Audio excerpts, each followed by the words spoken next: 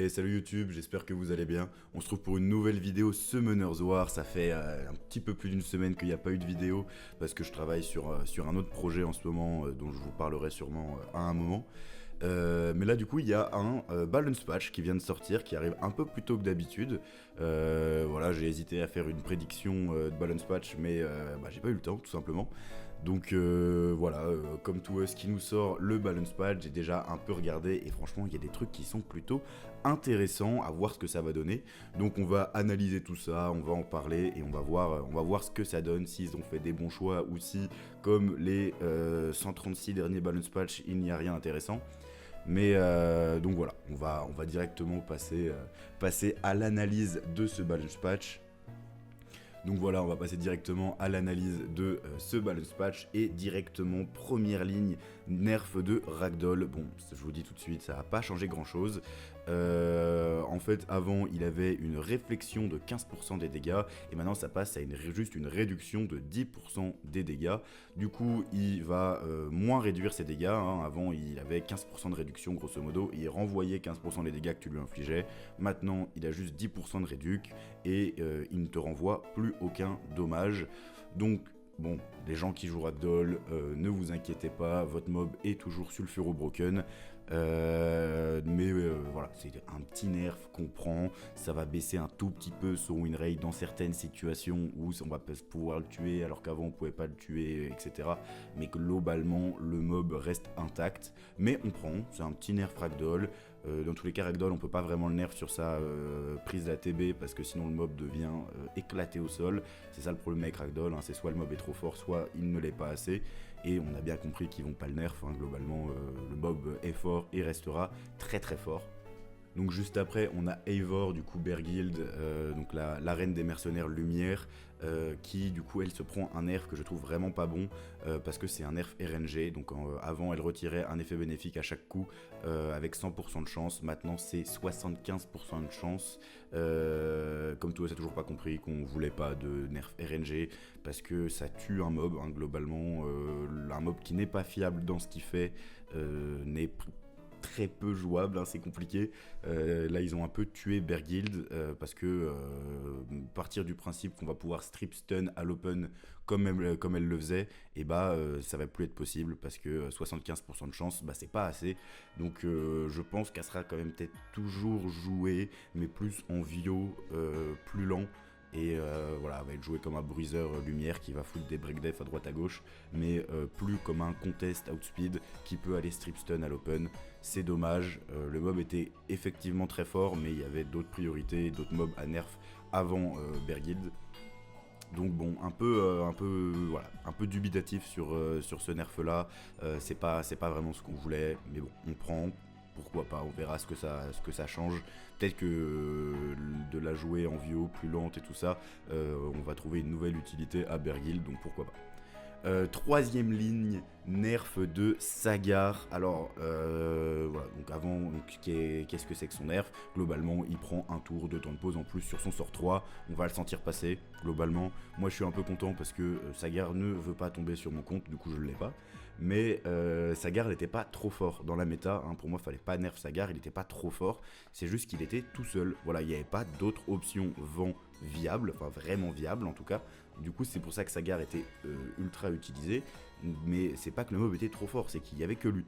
Mais du coup, là, ça le nerf. Sauf que ça fait pas revenir les autres mobs vent dans la méta. C'est juste que la seule option vent qu'on pouvait jouer est moins forte. Donc on va voir ce que ça donne. Si je pense passer de 5 à 6 tours, du coup 5 tours une fois skill up, on va quand même bien le sentir passer. Mais on verra. Globalement, à voir. Ça se trouve, ça va relancer d'autres mobs vent sur le devant de la scène. Ça, juste l'avenir nous le dira. Alors, l'Indra Lumière, donc là, il y a 3 nerfs dans le balance patch, après on passe que au buff. Indra Lumière qui a un effet qui est modifié.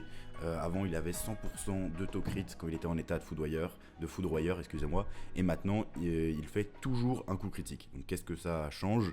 Globalement, s'il y a un Kinky en face, il va pouvoir crit dessus. S'il a un glancing sur la gueule, il va quand même crit. S'il y a des molly, des poney light qui sont sur le terrain en face, bah il va quand même crit, même si, enfin genre le passif du coup de Molly ou Punelite ne vont pas s'activer, hein, tout simplement. Il va quand même crit sans problème. Est-ce que ça va vraiment changer quelque chose? Je ne pense pas, parce que c'était pas ça, hein, son problème globalement. Mais on prend, pourquoi pas, un petit buff en plus de Undralight. C'est un mob qui a vraiment besoin d'être buff, donc on prend. Et là, on arrive sur la ligne qui me hype le plus de ce balance patch. Pourquoi? Parce que j'ai Mi-Ying, hein, tout simplement. J'ai ce petit guerrier panda ténèbres. Et enfin, un buff Mi-Ying. Ils ont compris que, à part en défense siège de temps en temps, et bah Mi-Ying ça pue la merde. Hein, c'est un Feng Yang en moins bien. Et là, voilà, il a enfin un kit unique, entre guillemets, enfin unique non, mais qui le différencie de son petit confrère le vent. Et donc qu'est-ce qu'il fait? Donc avant, il récupérait l'équivalent de 30% des dégâts qu'il infligeait, ce qui était bien, hein, en vrai ils auraient pu le laisser, mais il le change, et maintenant c'est si tu tombes en état d'incapacité, donc si tu te fais stun, slip, gelé, n'importe, tu annules cet effet d'incapacité sur toi-même et un de tes alliés, puis tu utilises immédiatement la compétence Esprit Calme, donc son sort 2, hein, globalement, tu vas te mettre le Revenge et mettre le petit heal sur le temps sur tous tes alliés. Et ça, c'est très bien. Je pense qu'on va le revoir contre, je sais pas, des Gianna ou des trucs comme ça. Pourquoi? Tout simplement parce que la Gianna va stun toute ta team. Tu vas te cleanse avec Mi-Ying et cleanse un de tes alliés et faire le sort 2 en mettant le buff Revenge. Et je pense que ça va être intéressant globalement en anti-Cliff CC, même si bon, c'est pas ce qui est le plus joué actuellement dans la méta. Mais en anti-Cliff CC ou contre des mobs qui vont stun tout le temps à droite à gauche, même un Xingze par exemple, ou un Jongnam, ou je ne sais quoi, n'importe, le mob va vraiment être pas mal. Donc franchement, j'irai le tester, je vous ferai sûrement une vidéo dessus parce que c'est mon premier 5 nat Dark and Light et j'en ai marre de le voir pourrir au stockage. Donc je suis content, je vais enfin pouvoir tester un de mes mobs Dark and Light, hein, et voilà, c'est pas fini d'ailleurs parce qu'il y a un autre de mes 5 nat Dark and Light qui se fait buff juste en dessous. Alors pas l'ange jumeau, hein, mais du coup voilà, Mi-Ying, je suis hypé, j'ai envie de tester tout ça, peut-être que ça va vraiment être pas mal. Donc l'ange jumeau ténèbres, donc trompette du destin, ajout de la suppression d'un effet néfaste sur la cible. Bah, c'est à chier, hein, globalement. Je crois que c'est son refresh CD. Juste en fait il va cleanse un effet néfaste. Ça va rien changer. Globalement l'ange jumeau ténèbres est un mauvais mob et il reste un mauvais mob. Les tristes, en commun du coup, juste c'est le sort 1 qui peut strip un peu, on s'en fout un peu, 20% de chance de strip, bon ok pourquoi pas. Triste ténèbres, donc, qui donc c'est sur son sort 3, tape 3 fois je crois, et va ignore def un peu plus en fonction du nombre d'effets néfastes sur la cible. Qui maintenant, en fait, à chaque coup, au lieu de mettre un dot, elle va mettre 2 dots de 1 tour, ce qui est beaucoup mieux parce que même sans trop de setup, elle va pouvoir atteindre plus facilement le moment où elle ignore la défense. Donc on prend, pourquoi pas, à voir ce que ça change. De ce que j'avais vu, ça tapait pas si fort même en ignore def. Ce sort, du coup à vérifier. Ça se trouve ça va être hyper simple de la setup maintenant, et en offense arène par exemple on va la voir, même potentiellement plus tanky dans des offenses arène avec Humber ou trucs comme ça, vu qu'elle met beaucoup de dots. Franchement à voir, je pense qu'il y a moyen de faire des trucs maintenant avec elle en offense arène. Pas forcément en cleave, hein, comme je vous dis, hein, peut-être dans des offenses Humber, il y a moyen de s'amuser. Juste en dessous, le Geralt Ténèbres qui avait vraiment besoin d'un buff aussi. Donc voilà, son passif, il augmentait les dégâts qu'il faisait en fonction du nombre d'effets bénéfiques qu'il avait. Donc il augmentait de 20% par effet bénéfique jusqu'à un maximum de 200%. Ce maximum ne change pas, mais maintenant c'est 40% par effet bénéfique, donc ça va augmenter ses dégâts globalement. Est-ce que ça va changer grand chose? Absolument pas, le mob est toujours nul à chier, je vous le dis directement. Pourquoi? Parce que son sort qui pose des bombes est un sort qui tape. Donc c'est un sort qui peut glande, c'est un sort qui peut, qui est plus susceptible de se faire résister, hein, globalement, parce que, je sais pas, pareil, on reprend l'exemple de Molly, de Punelite, Eleanor là, Eleanor, Elenoa, je sais plus, Eleanor je crois. Donc bon, le mob faisait de base pas des masses de dégâts, hein, c'est un mob HP, donc il n'y a pas des masses d'attaque de base. Mais bon, à voir si des gens arrivent à en faire des choses. Moi perso, je suis pas du tout convaincu. Le Satoru Gojo O. Donc son passif, donc c'était le mob, si vous vous souvenez, qui ne peut pas se faire réduire son ATB là des Gojo. Et maintenant, à la fin de chaque tour, il se met un buff def. On aurait préféré au début de chaque tour, comme ça quand il tape avec son sort 2, il a déjà le buff def. Mais pourquoi pas, à voir, ça se trouve ça fera un bon bruiser haut, mais bon il a pas de setup break def, il a pas... Donc je pense que c'est un mob qui ne sera pas des masses jouées, hein, soyons honnêtes, mais pourquoi pas, il a un kit qui peut clairement être bon en RTA avec quelques petits buffs supplémentaires, donc c'est bien qu'il commence à le buff encore. Donc voilà, il s'était déjà pris un buff sur le sort 2, maintenant il se prend un buff sur le passif. Peut-être qu'au prochain balance patch, enfin pas forcément le prochain, mais dans un des prochains, il se prendra un autre buff et il deviendra vraiment viable. Donc voilà, on prend petit à petit, il deviendra bon. Le Satoru Gojo Feu, quand j'ai lu la ligne, ça m'a fait rire, tout simplement parce que, voilà, pour ceux qui savent pas, à un moment, le Gojo Feu était buggé. Et son augmentation de dégâts infligés de 50%, en fait, c'était pas du tout 50%, c'était sûrement 100%, hein, ce qu'on en a déduit. Et du coup, ils ont fixé le bug, ils l'ont remis à 50%. Et là, pendant le balance patch, ils le mettent de façon legit à 100%, parce qu'ils ont dû se dire, en fait, même s'il était buggé, c'était pas si fort, c'est bien. Du coup, ils le mettent à 100% et ça va remettre des grosses bastos comme à l'époque de son bug où il balançait des gros 50k sur breakdef sans buff attaque de façon à l'aise. Donc ça, je suis content parce que c'est un mob que j'aime bien. De toute façon, genre ça, il me fait un peu penser à Mei Wang, ce mob. Mettons un mob qui tape fort sur le sort 2 en mettant un breakdef, forcément ça avait pensé à Mei Wang. Mais voilà, c'est un des types de mobs que j'aime bien, donc je suis content de ce buff, à voir si on le voit sorti. Satoru Gojo Vent. Alors lui, donc c'est Vincent. Que j'avais commencé à essayer de jouer, à m'amuser avec parce que je n'ai pas Sagar et du coup je me dis mais pourquoi pas, je les drop, on va tenter de le monter et qui se prend un buff qui est sur ce sort 3, donc si la défense de l'ennemi est inférieure à 40% de la tienne, provoque-le pendant 3 tours. Donc si il a beaucoup de défense globalement, tu vas pouvoir provoque 3 tours tous les ennemis. Bon, c'est moins fort qu'un Sagar parce que d'accord, t'as 3 tours de provoque sur le papier, ça a l'air beaucoup, mais tu mets un Veromos et le mob ne fait plus rien, hein, globalement. Mais je pense que ça va être pas mal, c'est un buff qu'on prend globalement, hein, sur certaines teams où, qui n'arrivent pas forcément à s'adapter, où il n'y a pas de Veromos, il n'y a pas de trucs comme ça, et le mob va être juste hyper fort parce que provoque pendant 3 tours, les mobs en face ils font plus rien.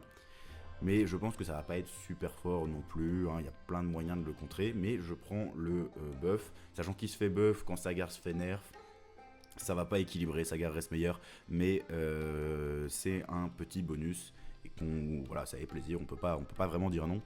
Donc content de ce buff du petit Vincent. Maintenant les Yuji, alors les Yuji eau et lumière, le sort 2 là, qui fait, donc vous savez les coups de pied là, ou qui ont des dégâts augmentés d'environ 13%, excusez-moi. Bon, c'est nul à chier, déjà ça me fait rire parce que environ 13%, c'est merci comme to us, mais comment ça environ, hein, mettez le vrai chiffre. Bon,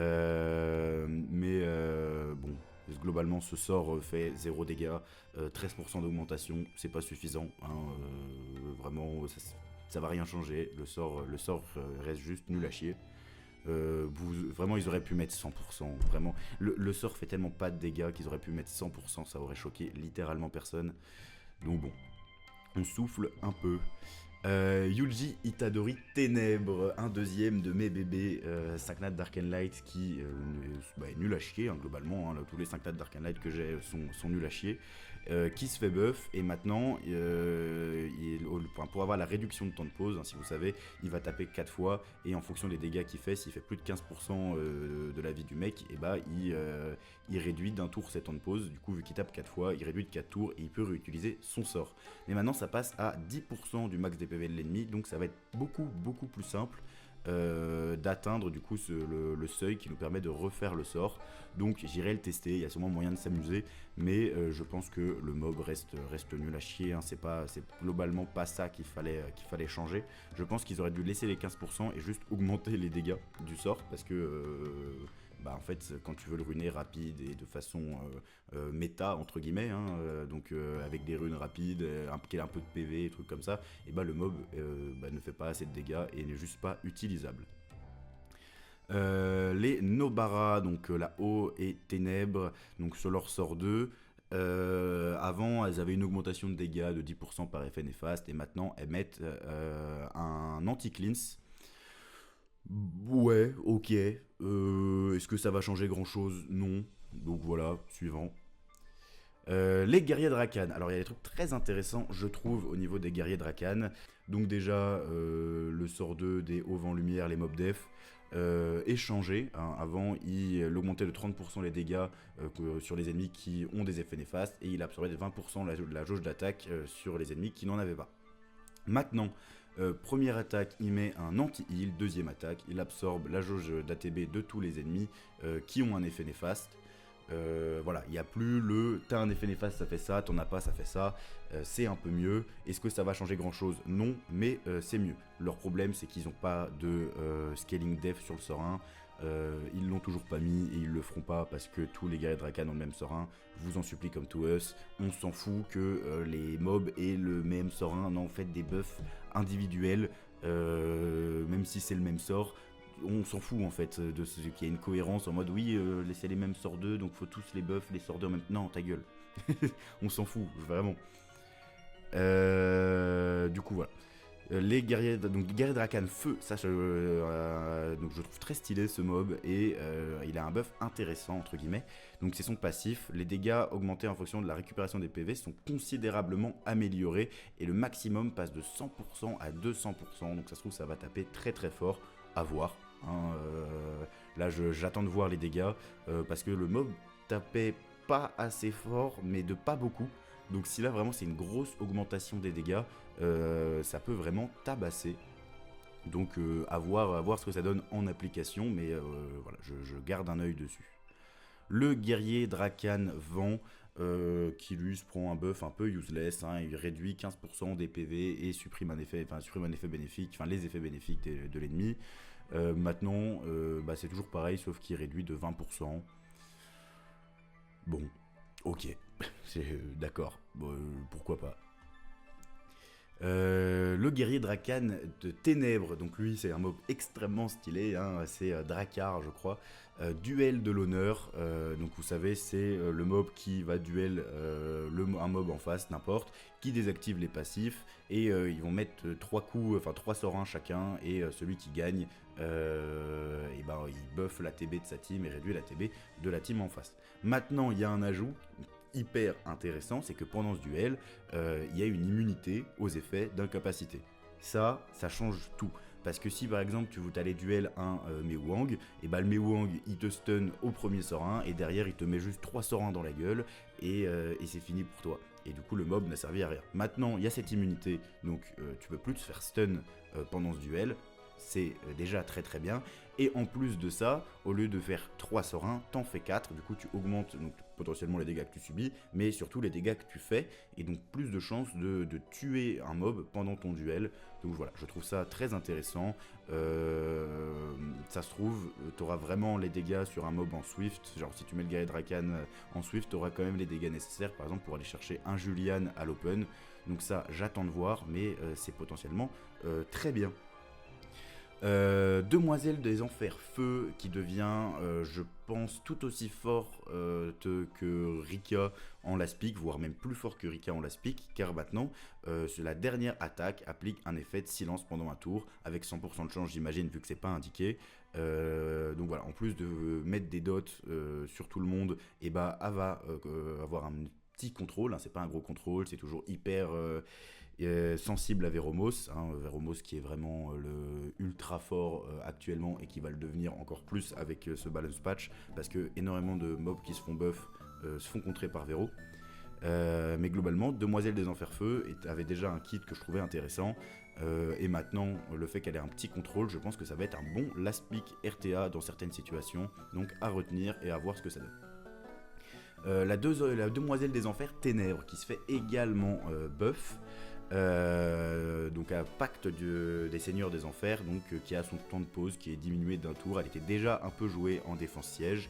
Peut-être que ça va devenir encore plus fort maintenant que le temps de pause est réduit. Ça c'est pareil, c'est à voir, c'est pas vraiment mon domaine en plus le siège, mais voilà, je vous le dis direct, elle sera quand même pas jouée en RTA. Enfin, elle peut être jouée, mais le mob est pas assez fort entre guillemets pour la RTA. Mâche-feu, donc Coco qui pareil, un tour de temps de pause en moins, et Cookie B2O garde macaron, je sais plus, j'ai plus son blaze à celle-là, mais qui a son tour de temps de pause qui est diminué d'un tour, et ça c'est très bien parce que le mob était déjà très correct, hein. Je trouve que les gens ne l'utilisaient pas assez, alors c'est pas non plus le meilleur mob de l'année, mais je trouvais déjà le mob sympa en fait, hein. Et là du coup le tour de temps de pause en moins, je pense que on va potentiellement l'avoir dans certaines teams, en siège ou en RTA, donc voilà, j'attends de voir, je pense que c'est un bon buff clairement sur la cookie B2O.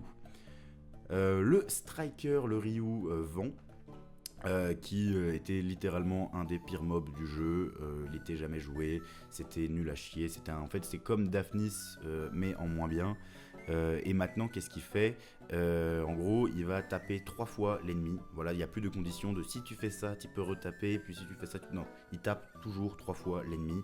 La première attaque vole tous les effets bénéfiques et réduit la défense. La deuxième attaque réduit également la défense, du coup le break def est beaucoup plus fiable. Alors j'aurais bien aimé que la deuxième attaque également strip break def pour que ça soit encore plus fiable de strip, mais bon, c'est déjà un bon début. Si t'as le strip au début, t'es presque sûr à 100% si t'as de la précision de mettre ton break def. C'est pas sûr, mais 2 fois 100% de break def, c'est quand même vraiment pas mal. Et la troisième attaque, c'est un gros coup qui va taper très fort, et après l'utilisation de cette compétence, tu passes en état d'invincibilité pendant la tour. C'est un espèce de mini Oberon. Voilà, à voir ce que ça va donner. On va peut-être voir des combos avec Shizuka potentiellement, comme il y a avec la team Oberon, où tu fais ce sort, tu vas one shot un mec potentiellement, et derrière Shizuka qui va pouvoir mettre l'invincibilité sur toute la team. À tester, franchement à tester, je pense qu'il y a des trucs à faire. Est-ce que ça va être fort? Non, mais est-ce que ça va être fun? Oui, je pense que ça va être un mob qui va être très rigolo. La chasseresse aux fauves au début d'assaut, qui a son tour de temps de pause réduit d'un tour, donc je crois que ça passe à 4 tours de temps de pause une fois skill up, ou 3, 4 je crois. Donc c'est vraiment pas mal, à voir si ça lui permet de revenir dans la méta, je pense pas, mais voilà, gardons un œil également là-dessus. Psamat qui se fait buff également, donc sur son passif, donc quand il revient à la vie, maintenant il réduit la jauge d'attaque des ennemis de 30%. Pourquoi pas, c'est pas mal, je pense que c'est un buff correct pour la défense arène. Est-ce que ça va changer grand chose? Je ne pense pas, mais on prend, très clairement.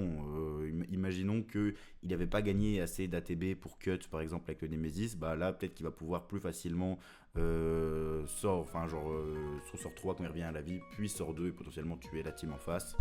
À voir, clairement j'attends de voir, ça va pas changer grand chose, mais c'est un buff qu'on prend. Là voilà, on a fini sur les 5 nats. Il y a clairement des trucs intéressants, hein. Je pense que c'est un bon balance patch, c'est un des meilleurs balance patch qu'on ait eu depuis bien longtemps. Après moi je suis un peu biaisé parce que j'ai mon petit Miying qui se fait buff, j'ai Yuji Dark qui se fait buff. Bon, le buff du Yuji Dark on en reparlera, mais c'est pas non plus la folie. Mais voilà, donc, personnellement je suis content pour l'instant de ce balance patch. Il y a des trucs qu'on voulait voir qui ne sont pas là, mais tant pis. Donc l'assassin feu, séduction mortelle, son passif, donc elle augmente maintenant sa jauge d'attaque de 15% jusqu'à un maximum de 60% chaque fois qu'un ennemi récupère des PV. Ça va lui permettre de cycler un peu plus quand il y a du heal en face. Pourquoi pas? Est-ce que ça va vraiment faire en sorte que le mob soit joué? Je suis pas sûr. L'assassin feu c'est qui déjà? C'est Lexi je crois, c'est ça son blaze, je sais plus. Mais pourquoi pas, why not? L'assassin vent, donc assaut ténébreux, elle a une compétence donc, qui est modifiée, elle empêche la récupération pendant 2 tours, donc là c'était avant, et après l'assaut supplémentaire devient une attaque qui ne peut pas faire de coup glancing. Ok, donc ça permet d'aller potentiellement taper sur n'importe quel élément. Si t'as un glancing sur la gueule, bah c'est pas trop grave. Et s'il y a, je sais pas, Molly, pas encore une fois, Molly ou Poney Light, ça va pas changer grand chose. Ok, est-ce que ça va permettre qu'elle soit utilisable en offensive? Je ne pense pas, mais à voir. Les sorcières mystiques, du coup, double éveil, hein, quelques buffs de double éveil. Donc, sorcière mystique feu, sort de suppression. Donc, avant, augmente la jauge d'attaque de 5% par effet néfaste supprimé jusqu'à un maximum de 30%. Ok. Et maintenant, attribue une immunité d'un tour à tous les alliés. Ok. Et une immunité de 2 tours aux alliés ayant eu des effets néfastes supprimés. Ouais, donc c'est un cleanse immunité, mais bon, Vélageux elle existe, mais pourquoi pas, pourquoi pas. Lutin deuxième éveil haut, donc étoile filante, avant donc empêche l'application d'effets bénéfiques pendant 2 tours, applique une marque pendant 2 tours. Bon c'est pareil, hein, on s'en fout. Lutin deuxième éveil vent, décélération, absorbe d'ajout d'attaque de 10 à 20%, donc ça c'est Shannon je crois. Oui c'est Shannon. Ouais, c'est pareil, ça va pas changer grand chose. Hein. Et la fée ténèbres, sort de l'esprit, suppression d'un effet bénéfique de la cible. Sort de l'esprit, c'est quel sort? Attendez. Donc,